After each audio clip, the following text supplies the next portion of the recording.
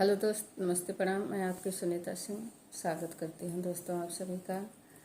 मैं गंगा मैया दशरथ जी का नोक झोंक सोहल लाई हूँ दोस्तों। कैसे लगे आप लोग जरूर बताइएगा। कि कर जटा से गंगा निसर हो तमार लीला हरिया हो तमार लीला हरिया हो। मोरी बहनी के करे दुआरे भैनी ठाढ़ चौक धैही लामय हो चौक धैही लामय हो। मोरी बहनी के करे दुआरे भैनी ठाढ़ी हो चौकवा धैही लामय हो चौक धैही लामय हो।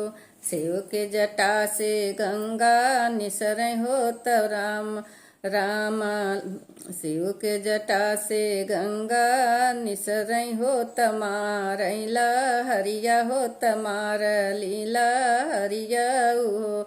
मोरी बहिनी दशरथ के दुआरे भैनी ठाढ़ हो चौकवा धैही लामय हो चौकवा धैही लामय हो। मोरी बहिनी दशरथ के दुआरवा भैनी ठाढ़ी हो चौकवा धैही लामय हो चौकवा धैही लामय हो। हाथ जोड़ी खड़ा भये दशरथ बिनती बहुत कर बिनती बहुत कर हो। हाथ जोड़ी ठाढ़ भये दशरथ बिनती बहुत कर बिनती बहुत कर हो। मोरी मैया ले तू पियरी चुनरिया हो चौकवा हमारी छोड़ती हो चौकवा हमारी छोड़ती हो। मोरी मैया ले तू पियरी चुनरिया हो चौकवा हमारी छोड़ती हो चौकवा मोरा छोड़ती हो। नाही ले बचट की चुनरिया तयावर पियरिया हो तयावर पियरिया हो। मोरे राजा नाही ले बछोड़ बई तो हरी दुअरिया हो त छोड़ बैना दुअरिया हो। लवटी नाही जईबै हो लवटी नाही हम जईबै हो। नाही लेबै पियरी चुनरिया हो त नाही छोड़ब दुअरिया हो त बै दुअरिया हो। एतनी बचन सुने राजा हो त मन ही मन संशय हो त मन मन संशय हो। एतनी बचन सुने राजा हो त मन मन संशय हो त मन मन संशय हो। मोरी गंगा जवना मंगन तोही मंगबू हो तऊ है हम देबै हो तऊ है हम देबै हो। मनहि में गंगा मुस्कानी हो त राम जी से बोलै हो त राम जी से बोलै हो।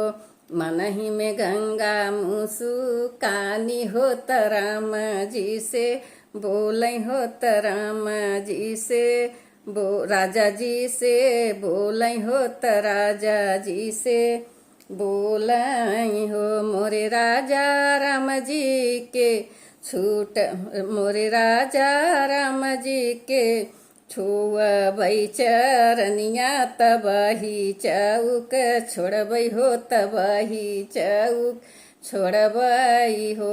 मोरे राजा राम जी के छुअबै चरनिया हो तबही चौक छोड़बै हो तबही चौक छोड़बै हो। धनी धनी भाग राजा तोहर हो त धनी धनी कौशल्या रानी धनी धनी कौशल्या रानी हो मोरे राजा धनी धनी भाग्य हमार हो